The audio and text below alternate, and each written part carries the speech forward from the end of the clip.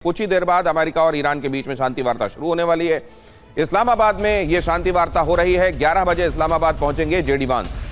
Iran के साथ वार्ता में जेडी वांस शामिल हो रहे हैं। जेडी वांस के साथ डेलीगेशन भी शामिल हो रहा है। जेरेड कुशनर भी उसमें होंगे और स्टीव विटकॉफ भी, जो कि डोनाल्ड ट्रंप के स्पेशल एनवॉय हैं, वो भी इसमें होने वाले हैं। जेरेड कुशनर जो कि दामाद भी हैं और साथ में विशेष सलाहकार भी, वो भी यहाँ पहुंच रहे हैं। और साथ में जेडी वांस के संदर्भ में कहा जाता है कि वो बातचीत के हमेशा से पक्षधर रहे हैं और वो हमला किए जाने के पक्ष में नहीं थे। और ये भी देखिए कि वार्ता के लिए इस्लामाबाद में ईरानी टीम जो मौजूद है उसमें स्पीकर गालिबाफ हैं, उनके नेतृत्व में ही डेलीगेशन यहाँ पर पहुंचा है। विदेश मंत्री आरागची भी हैं इसमें और रक्षा सचिव अली अकबर भी बातचीत के लिए पहुंचे हैं। केंद्रीय बैंक के गवर्नर भी बातचीत में हिस्सा लेने के लिए पहुंचे हैं और शूरा परिषद के सदस्य भी यहाँ मौजूद हैं। जो ईरानी डेलीगेशन पहुंचा उसकी तस्वीरें यहाँ पर आप देख रहे हैं। यहाँ इशाक डार और असीम मुनीर के बीच में आपको नजर आ रहे हैं अब्बास आरागची और मोहम्मद बागेर गालिबाफ। अब सवाल यह है कि क्या ईरान की शर्तें अमेरिका मानेगा, या इसको दूसरी तरह से कह लीजिए कि अमेरिका की तरफ से जो कहा जा रहा है वो ईरान मानेगा क्या। यहाँ जो महत्वपूर्ण शर्तें हैं वो देखिए जरा। शर्त नंबर 1 ये है कि लेबनान में पूरी तरह सीज फायर होना चाहिए, तब हम बातचीत करेंगे। तो क्या होगा, इजराइल इसको मानेगा क्या? लगता नहीं है कि इजराइल इसको मानेगा। दूसरी महत्वपूर्ण शर्त जो ईरान की तरफ से रखी गई है वो ये है कि ईरान की जो फ्रोजन प्रॉपर्टीज हैं जिनको अमेरिका ने फ्रीज कर दिया है, वो संपत्तियां, उन पर से ये रिस्ट्रिक्शंस हटाए जाएं और वो बहाल हो संपत्तियां। तो क्या होगा, ट्रंप को ये मंजूर होगा? लगता नहीं कि ट्रंप को ये मंजूर होगा।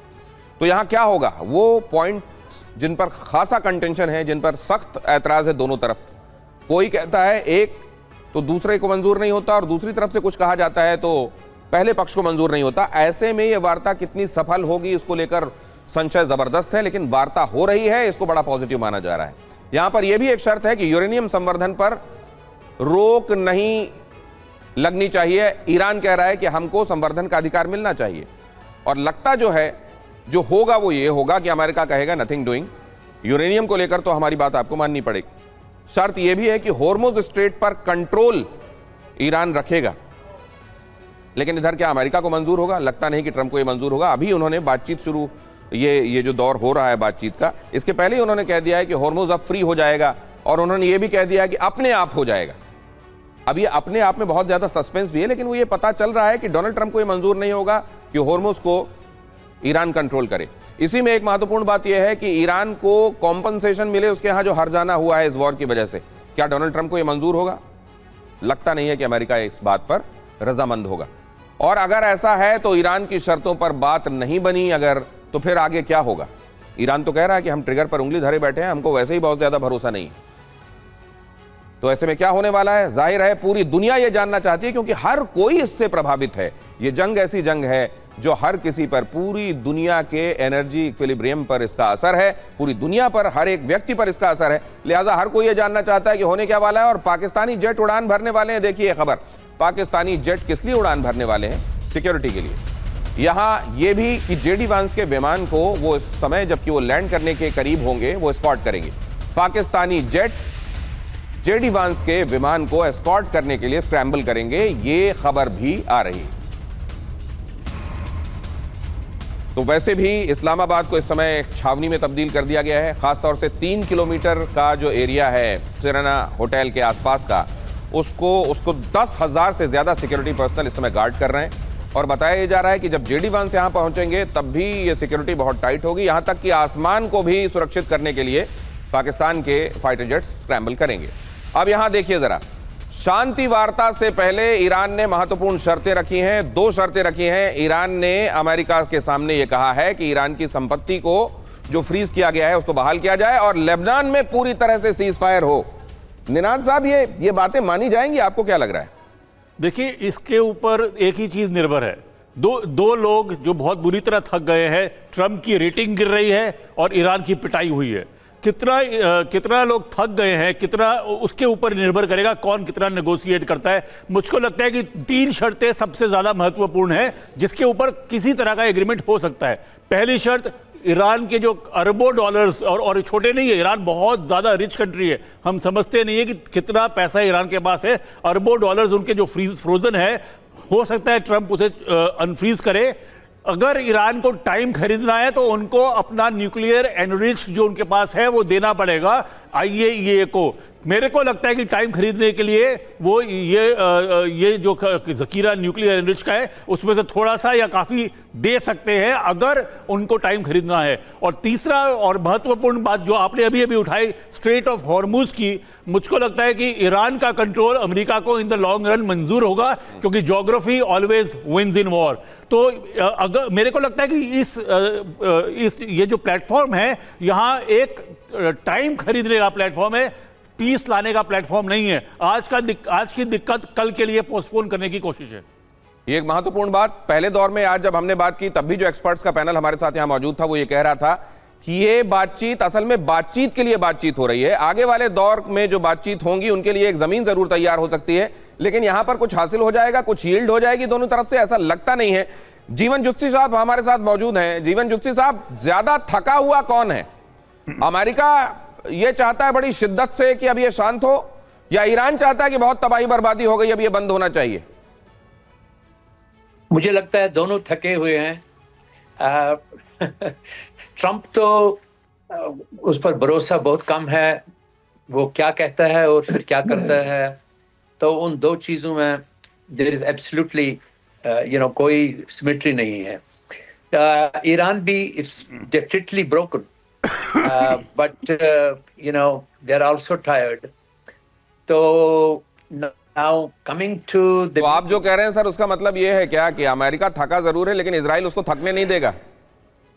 इजराइल की लॉबी बड़ी पावरफुल है और थकने नहीं देगा, वो भी ठीक कह रहे हैं आप। लेकिन एक चीज जरूर है कि whatever is happening वो ठीक नहीं हो रहा है। एंड अभी जो इनकी मीटिंग्स वगैरह हैं, तो like somebody said, I think it's just start of a conversation which may take place. Right. SB Asthana साहब के पास भी जाता हूं। आपने जो महत्वपूर्ण बात कही है सर, मैं देखूं निनाद साहब ने भी वही बात कही कि आगे वाले समय के लिए मतलब कुछ वक्त यहां खरीदा जा रहा है, थोड़ा टाइम बगैर गोली चलाए, बगैर बम बारूद चलाए गुजरे, ये कोशिश हो रही है, लेकिन यहां कुछ आएगा नहीं। यही बात आप भी कह रहे हैं, SB अस्थाना साहब भी यही कहते हैं। क्या मनीष झा, मैं देख रहा हूं आप डेस्परेटली कुछ कहने के लिए इंतजार कर रहे हैं, आपके हाथों की भंगिमाओं से ये बात मुझे पता चल रही है। मनीष झा, मैं आपके पास आता हूं, इरशाद साहब आने वाला हूं आपके पास, लेकिन उससे पहले शांति वार्ता से पहले ईरान ने शर्तें रखी। ईरान ने अमेरिका के सामने दो शर्तें रखी हैं। पहली शर्त रखी है ईरान की, फ्रोजन प्रॉपर्टी को डीफ्रीज किया जाए। दूसरी शर्त यह है कि लेबनान में पूरी तरह से सीज फायर लागू हो। बातचीत से पहले दोनों शर्तें पूरी होनी चाहिए, ईरान ने यह बात कह दी है। तो कहीं ऐसा तो नहीं होगा कि ना नौमन तेल होगा वाली जो एक कहावत है? मनीष झा, आपसे मैं ये जानना चाहता हूं, कहीं ऐसा तो नहीं होगा? क्योंकि लेबनान पर बमबारी मुझको नहीं लगता है इजराइल अभी रोकने वाला है बातचीत की, आज टेबल पर जब दोनों पक्ष पहुंचेंगे उससे पहले। देखिए दिनेश, मैं आपको बता दूं, 1 घंटे पहले का अपडेट यह है कि इजरायली डिफेंस फोर्स की तरफ से लेबनान में स्ट्राइक की गई थी। तो जाहिर है कि बातचीत से पहले की एक शर्त तो नहीं ही माना। दूसरी बात यह है कि अमेरिका ने अभी तक ₹1 का भी अकाउंट यहाँ पर डिफ्रीज नहीं किया है, तो दूसरी शर्त भी नहीं मानी गई है। तब भी ईरान का डेलीगेशन वहाँ पर मौजूद है। मनीष, एक बात और बताइए, क्या ये जो बात कही जा रही है कि लेबनान और इजराइल के बीच, माफ कीजिए आपको रोक रहा हूं, आप एक रिदम में है बोल रहे हैं लेकिन मैं रोक रहा हूं, माफ कीजिएगा, ये क्या इजराइल और लेबनान के बीच में बातचीत जो 14 तारीख को होने वाली थी वो प्रीपोन्ड होगी और पहले बातचीत होगी, ये संकेत मिल रहे हैं क्या?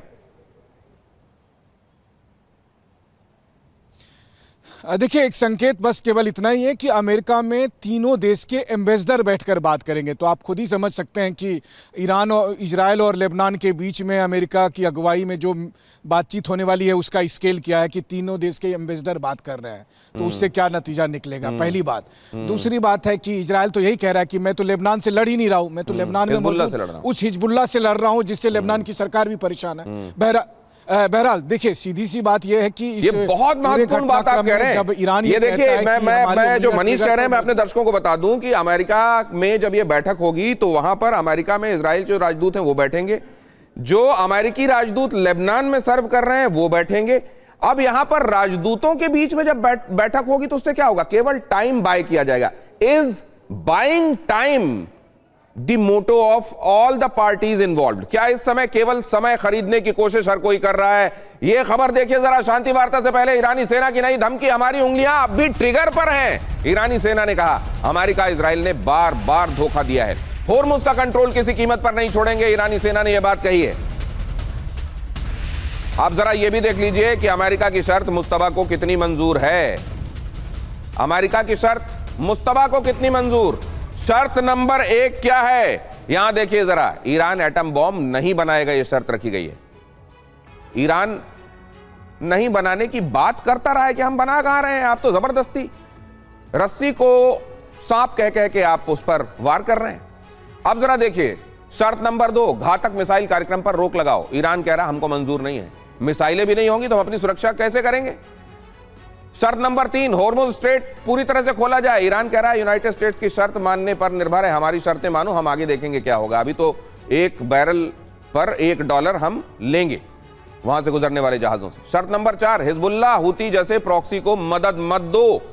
लेकिन ईरान जाहिर है इसको नहीं मानेगा, तो फिर कैसे, यहां पर किन बातों पर बात बनेगी? शर्त नंबर 5 भी बहुत महत्वपूर्ण है, परमाणु कार्यक्रम पर IAEA की पूरी निगरानी होनी चाहिए।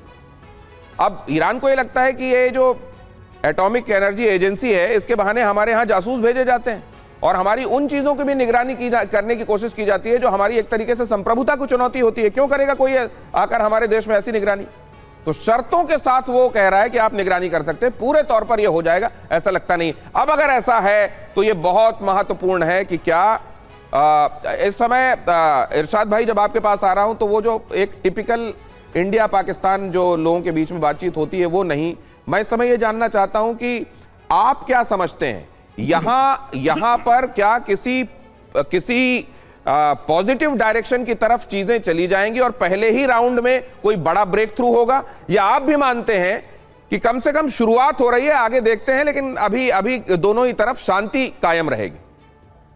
बहुत शुक्रिया मनीषा। मैं हमेशा कोशिश करता हूं कि हिंदुस्तान पाकिस्तान की लड़ाई की बात ना करूं, लेकिन आप बोलने नहीं देते, मुझे पूरा बोलने दिया। अरे मैं गुड़ भेज रहा हूं। एक बात तो ये है कि देखें, शांति के लिए ही ये कोशिश की जा रही है। जो कॉन्फ्रेंस हो रही है, जो लोग इकट्ठे हो रहे हैं, जो डेलीगेशन आ रहे हैं, जो कुछ लोगों का प्रोपेगेंडा था वो खत्म हो गया। आज इंशाल्लाह इस्लामाबाद में वो होने जा रहा है जो कि सरप्राइज की शक्ल में शाम को रात में सबके सामने आ जाएगा।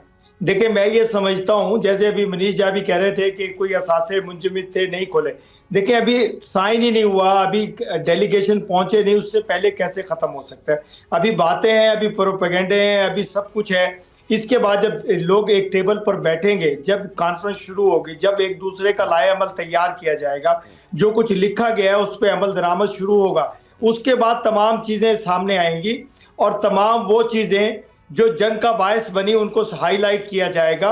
जो कुछ हुआ उसको खत्म किया जाएगा। देखिए पूरी तुरंत आपने मनीष झा का नाम लिया, मनीष झा आपसे बात करना चाहते हैं, 1 मिनट के लिए बात कराइए मनीष झा की और इरशाद जी की, जल्दी से। बोलिए मनीष झा। इरशाद भाई, तेल अवीव से आपको नमस्कार। मैं आपको बता दूं कि ऐसा नहीं है कि ईरान और अमेरिका पहली बार बातचीत कर रहे हैं, 2 महीने पहले भी बातचीत कर रहे थे, उसके बाद जंग शुरू हो गई। पिछले साल भी बातचीत कर रहे थे, इसलिए जंग शुरू हो गई। ईरान और अमेरिका के बीच बातचीत का नतीजा जंग ही में ही तब्दील होता है, इसीलिए मैंने आपको फैक्ट रखा। बाकी प्रोपेगेंडा जिस तरह से नैरेटिव बढ़ा रहे बढ़ाइए। मैं अर्ज करूं, पहले एक टेबल पे तमाम मुमालिक नहीं बैठे, आज बैठने जा रहे हैं। अमेरिका ईरान पहले इकट्ठे नहीं बैठे। नहीं ये बड़ी बात है। नहीं ये बड़ी बात है, ये क्रेडिट की बात है, ऐसा नहीं है ये क्रेडिट। अरे जो एक दूसरे की तरफ बंदूकें ताने बैठे हो, मिसाइलें ताने बैठे हो, एक टेबल पर आके बैठे, ये बड़ी बात है, निश्चित रूप से बड़ी बात है। लेकिन इसके बियॉन्ड क्या? कहीं ऐसा तो नहीं होगा कि टेबल पर बैठकर टेबल से ही ये बात होगी, नहीं बहुत हो गया, चलो फिर शुरू करते हैं। अब जरा यहां पर ये देखिए, यूनाइटेड स्टेट्स खुफिया रिपोर्ट में आ रहा हूं इरशाद भाई, आ रहा हूं। एक यूनाइटेड स्टेट्स खुफिया रिपोर्ट में एक और बड़ा पर्दाफाश हुआ है। ईरान के पास अब भी हजारों मिसाइलें हैं, ईरान के पास हजारों बैलिस्टिक मिसाइलें हैं और फिर से लॉन्चर तैयार भी कर रहा हो सकता है ईरान, ये बात कही जा रही है। एसबी अस्थाना साहब के पास आऊं उससे पहले एक और खबर आपको बता देता हूं। वार्ता के बीच CNN के हवाले से बड़ी खबर है, ईरान को हथियार भेजने की तैयारी में है चीन कर रहा है हथियार भेजने की प्लानिंग। अमेरिकी खुफिया रिपोर्ट में बड़ा खुलासा। इसका मतलब यह है एसबी अस्थाना साहब कि दोनों तरफ ये जो लल पीरियड दिखाई दे रहा है इसका भरपूर इस्तेमाल भी हो रहा है। वहां 82nd एयरबोर्न डिवीजन के 2000 और सैनिक भेजे जा रहे हैं और यहां देखिए कहा जा रहा है और हथियार जुटाए जा रहे हैं। बिल्कुल, ये दोनों तरफ से दबाव बनाने की भी कोशिश है और अपनी जो पोजीशन है, चाहे वो मिलिट्री पोजीशन हो, चाहे वो स्ट्रेटेजिक पोजीशन हो, चाहे वो वार्ता के लिए पोजीशन हो, डिप्लोमेटिक पोजीशन हो, उसको थोड़ा ताकतवर बनाने की कोशिश भी की जा रही है। अभी इसमें 2-3 चीज़ें बिल्कुल क्लियर हैं। देखिए, इस वार्ता से ये उम्मीद करना कि लड़ाई बंद हो जाएगी, ये तो सवाल ही नहीं पैदा होता, क्योंकि जो डिमांड्स हैं जो आपने अभी दिखाई भी अपने प्रेजेंटेशन में, वो इतनी ज़्यादा अलग अलग हैं और इतनी ज़्यादा कॉन्ट्रडिक्टरी हैं कि वो इतनी आसानी से मानी नहीं जाएंगी। अभी सबसे पहला जो विरोधाभास है वो तो ये है कि ईरान ने बोला है मैं बातचीत ही नहीं शुरू करूँगा जब तक ये 2 चीज़ें नहीं मानी जाती। पहला कि लेबनान में लड़ाई बंद हो और दूसरा मेरे एसेट्स जो फ्रीज़ हो रखे हैं उनको अनफ्रीज़ किया जाए। उसका ये कहना है कि मैं बात शुरू नहीं करूँगा। तो अब उसमें क्या है कि ये माना जा रहा है, जो कि वहाँ के जानकार बता रहे हैं, कि हो सकता है कि शुरू में जब बातचीत है, ये डेलीगेशन होटल में अलग अलग जगह पे हों और शुरू में जो बातचीत है वो पाकिस्तानी जो रिप्रेजेंटेटिव्स हैं वही जाके दोनों डेलीगेशन से बात करना शुरू करें और वहाँ से कहानी शुरू होगी, क्योंकि एक साथ मुझे नहीं लगता कि ये डेलीगेशंस बैठने को ही तैयार होंगे। तो पॉजिटिव सर, बहुत सारी खबरें ऐसी भी आ रही हैं जो ये कह रही हैं कि असल में डायरेक्ट टॉक्स भी हो सकती है, आमने सामने की वार्ता भी हो सकती है। हाँ, वो जो आप कह रहे थे थर्ड पार्टी टॉक, इसकी संभावना बहुत ज्यादा थी कल तक, लेकिन आज सोर्सेस ये बता रहे हैं कि डायरेक्ट टॉक्स भी हो सकती हैं। नहीं, बिल्कुल आप जब ये बात कह रहे थे तो इरशाद साहब भी उस समय कुछ कह रहे थे, हालांकि उनकी आवाज हम तक पहुंची नहीं, उनके पास जाएंगे, लेकिन उससे पहले ईरान ने डेलीगेशन का नाम मिनाब 168 रखा है। उन्होंने अपने डेलीगेशन का नाम रखा है मिनाब 168। ईरानी डेलीगेशन के विमान में बच्चों की तस्वीर रखी गई है। मिनाब के एक स्कूल में मारे गए बच्चों की तस्वीर रखी गई है। तस्वीरों को विमान की सीट पर रखा गया है। विमान में मारे गए बच्चों के बैग भी, यहां तक कि कई जगहों पर तो खून आलूदा बैग भी रखे हुए दिखाई दे रहे हैं। शांति वार्ता में मिनाब 168, और ये बहुत स्ट्रॉन्ग मैसेजिंग है। पहले तो यहां पर देख लीजिए जरा, ये तस्वीर देखिए, और ये जाहिर है हृदय विदारक है। इतने छोटे छोटे बच्चों की तस्वीरें और उनके स्कूल बैग्स जो कि खून से सने हुए हैं, और साथ में ये एक फूल सफेद रंग का गुलाब जो साथ में रखा हुआ है। अब जरा देखिए मिनाब 168, मिनाब का दर्द लेकर पहुंचा ईरान। ईरानी डेलीगेशन बच्चों की फोटो बैकपैक लेकर पहुंचा। ईरानी डेलीगेशन का नाम मिनाब 168 रखा गया। मिनाब के स्कूल में हमले में 168 बच्चे मारे गए थे। ईरान इसके जरिए क्या बताने की कोशिश कर रहा है? दुनिया भर से जाहिर है इस महत्वपूर्ण मसले पर वो संवेदनाएं जगाना चाहता है, लोगों को यह बताना चाहता है कि उसके साथ क्या हुआ। यूनाइटेड स्टेट्स और इजराइल के खिलाफ वो युद्ध अपराधी हैं, यह संदेश भी देना चाहता है।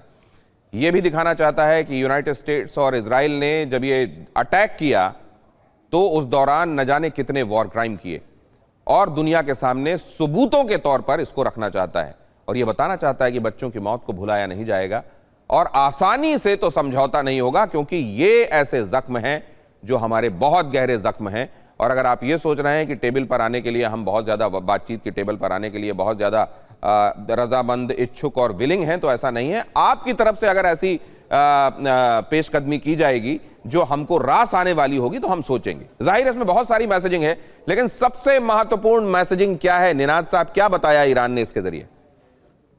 सॉरी, हाँ जी, आप ही से सर। देखिए, ये बहुत ज़्यादा संवेदनशील चीज़ है। 168 बच्चे मरना आपको याद होगा वियतनाम में एक बार माई लाई मैसेकर हुआ था, जहां कई लोग मारे थे। उसके बाद वियतनाम वॉर का रुख चेंज हो गया था, क्योंकि वहां अनआर्म्ड पूरे के पूरे गांव को जला दिया था अमेरिकी फौज ने, और उसके बाद वियतनाम का पीस प्रोसेस शुरू हो गया था। पर यहां एक बहुत बड़ी दिक्कत है, ईरान ने अपने खुद के इतने लोग मारे हैं कि वो किस मुंह से इन बच्चों की बात कर सकता है। मेरे को लगता नहीं है कि इंटरनेशनल कम्युनिटी में इतनी ज़्यादा उनकी तरफ सद्भावना होगी जितना ईरान सोच रहा है, क्योंकि ईरान ने हज़ारों अपने सिटीजन्स भी मारे हैं, एक क्रेडिबिलिटी भी होती है। पर हैविंग सेड दैट, ये एक एजेंडा ज़रूर बिठाता है कि ईरान अपनी बात अपने दम पे रखने आया है और ईरान अपनी बात अपने ही टर्म्स पे रखेगा। इससे एक और बात शुरू होती है कि अमेरिका को वो बताना चाहता है कि अमेरिका का जो ग्रेट पावर है, मिसाइल हो, एयरफोर्स हो, एयरक्राफ्ट कैरियर हो, उसकी जो वॉर क्राइम हुई है, जो छोटे बच्चे मरे हैं, उसको ना ईरान भूला है ना ईरान भूलने देगा। पर उसकी क्रेडिबिलिटी कितनी होगी, ये मेरे को थोड़ा सा शंका लगती है। अब एक अगली खबर आपको दिखाता हूं। वार्ता से पहले ईरानी स्पीकर गालिबाफ का एक बयान आया है। अमेरिका से वार्ता का अनुभव अच्छा नहीं है, गालिबाफ ने कहा। यूनाइटेड स्टेट्स ने हमला किया और युद्ध अपराध किया, गालिबाफ ने कहा। तेहरान अमेरिका के साथ समझौते को तैयार है, लेकिन अमेरिका तेहरान के अधिकारों को मान्यता दे। ये बात भी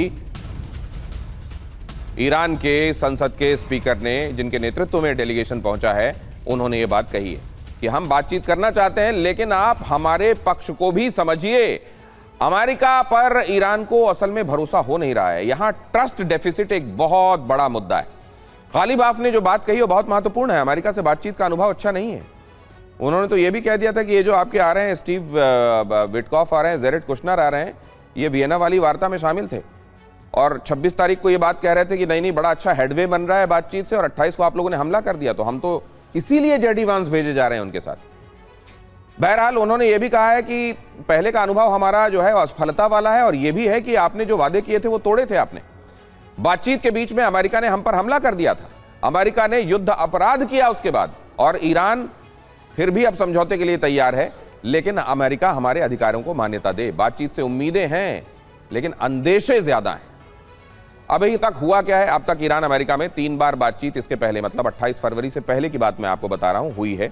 बातचीत के बीच में ही 28 फरवरी को ईरान पर हमला हो गया, और इसीलिए कहा जा रहा है कि आप बातचीत करते हैं, लेकिन उसके बाद आप कब हमला कर देंगे इसका कुछ ठीक नहीं होता, तो आप पर एतबार कैसे किया जाए? ये एक बहुत बड़ा मुद्दा है, और ये बात जाहिर है बहुत महत्वपूर्ण भी है। लेकिन यहां क्या मनीष झा, इजराइल इस बातचीत को सिरे पहुंचने देने के, मतलब मान लीजिए, चलिए जिन चीजों पर कंटेंशन है उसमें 1-2 पर ही सही मान लीजिए कुछ हद तक ही बात बनती है, इजराइल चाहता है ऐसा हो?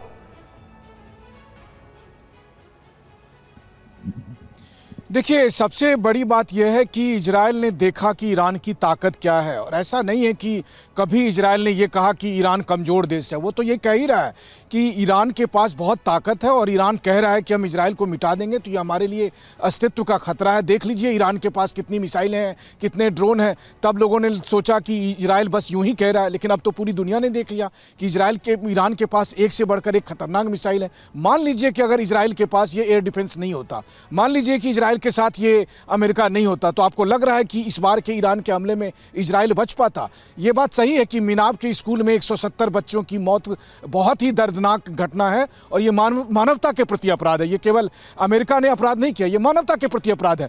लेकिन 7 अक्टूबर 2023 को जब ईरान के प्रॉक्सी हमास ने इजराइल पर हमला किया था, तो क्या वो उन निर्दोष लोगों की जान नहीं थी? क्या वो इंसान नहीं थे? उसके लिए कब किसने रोया?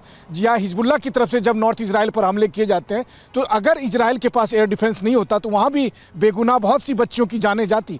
तो चूंकि इजराइल में बच्चियां नहीं मरी है, इसीलिए ईरान कसूरवार नहीं है, ऐसी बात नहीं है। और इन सब से अलग अगर आप देखिए तो ईरान में ईरान की सरकार जो ईरान के लोगों पर करती है, चलिए मान लेते हैं कि आप अमेरिका या इजराइल की बातों को मत मानिए, लेकिन लाखों ईरानी दुनिया के अलग अलग मुल्कों में रहते हैं, उनसे जाकर पूछिए, वो आपको बताएंगे कि उनकी सरकार ने उनके परिवार वालों के साथ क्या कुछ किया है। तो क्या ईरान गुनहगार नहीं है? तो दोनों में से कोई दूध के धुले नहीं है, और दोनों इस वक्त बातचीत के टेबल पर बैठे हैं अपनी अपनी शर्तों के साथ। ईरान ने तो कहा ही था कि हम सीज फायर नहीं मानेंगे, अस्थायी समाधान लेकर आइए तब बातचीत करेंगे। तब क्यों बातचीत है? तो मुझे ऐसा लग रहा है कि जेडी वंस सामने में बैठेंगे, गालिबाफ को ये कहेंगे कि देखिए आज से हम आपको ईरान का लीडर मानते हैं, ईरान के सुप्रीम लीडर खामनेई को हम नहीं मानेंगे, आपको हम लीडर मानेंगे, आपको हम जिंदा रखेंगे, बदले में हम जो बात कह रहे हैं उसमें से 1-2 बातें कह दीजिए ताकि हम अपनी जनता को बता सके कि अमेरिका ने ये हासिल किया है। यही होगा इस बातचीत में।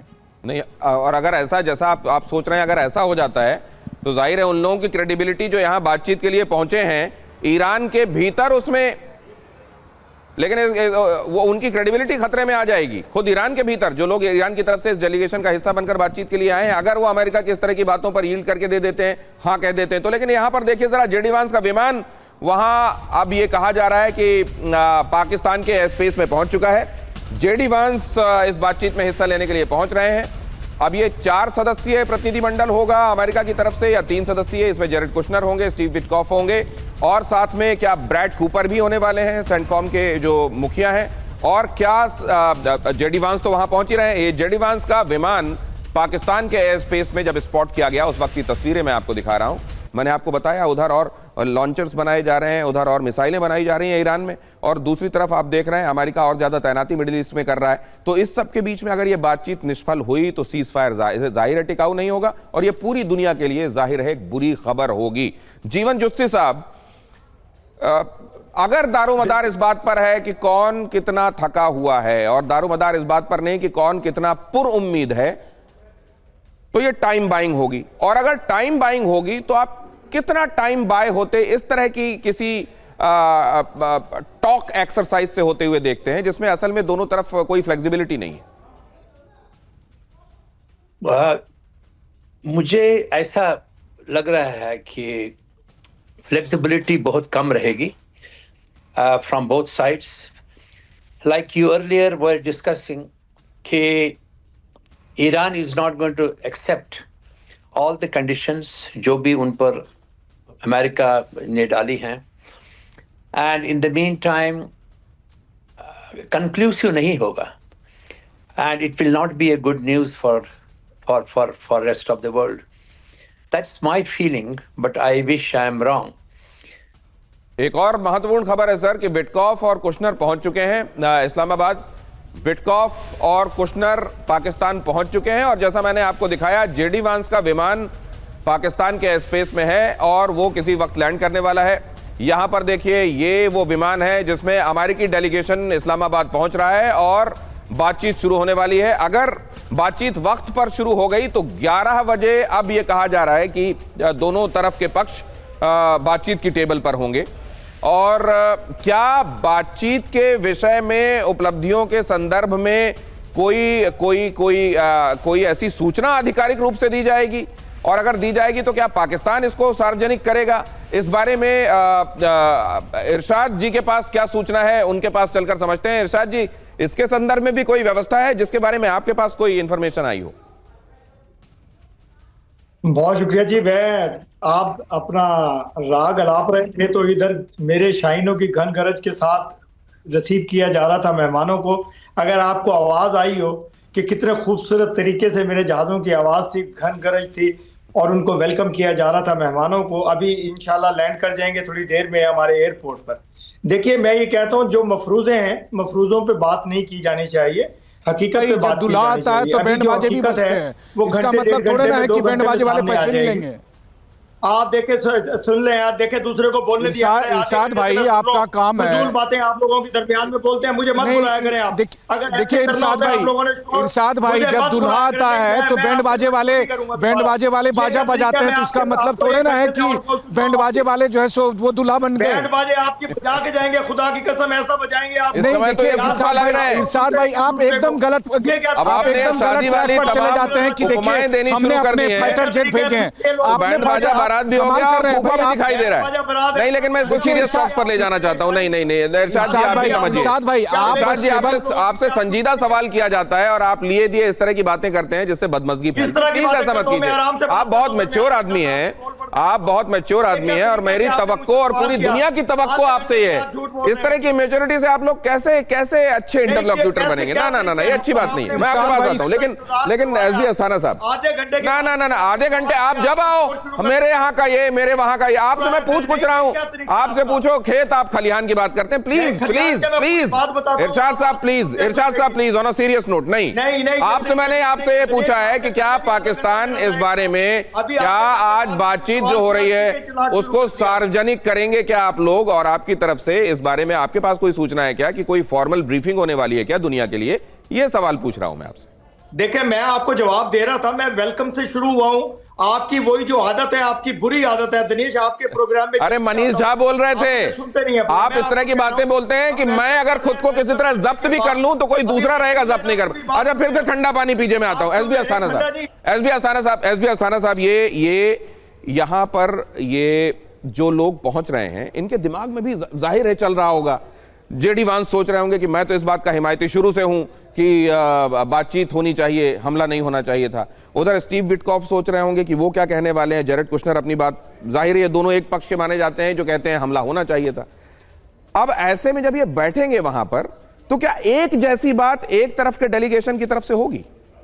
देखिए, अमेरिका के डेलीगेशन की तरफ से बातचीत तो एक ही तरफ से होगी, एक ही तरीके की होगी, क्योंकि आपको याद होगा जब जेडी वेंस चले थे अमेरिका से, तो उस टाइम में उन्होंने कहा था कि हमें प्रेसिडेंट ने क्लियर कट बताया है कि क्या हमारा स्टैंड होना चाहिए। तो इसका मतलब ये चाहे कुशनर हो, चाहे विटकॉफ हो और चाहे जेडी वेंस हो, इनकी ब्रीफिंग तो हुई है वाइट हाउस में कि इन्होंने क्या स्टैंड लेना है वहाँ जाके। दूसरी चीज़ ये है कि दोनों ही डेलीगेशन एक चीज और सर, हाँ वो लोग जो युद्ध के पक्ष में थे 28 तारीख से पहले, हाँ उनका चेहरा डोनाल्ड ट्रंप थे, हाँ और अब वो लोग जिनकी संख्या अमेरिका में सबसे ज्यादा मानी जा रही है कि ये युद्ध करके ठीक नहीं किया गया, क्या उसका चेहरा जेडी वांस है? उसका चेहरा जेडी वांस ऐसा मीडिया बता रहा है, हाँ। लेकिन जेडी वांस ने ऐसा डायरेक्टली नहीं कहा है कि मैं बिल्कुल इसके अगेंस्ट था।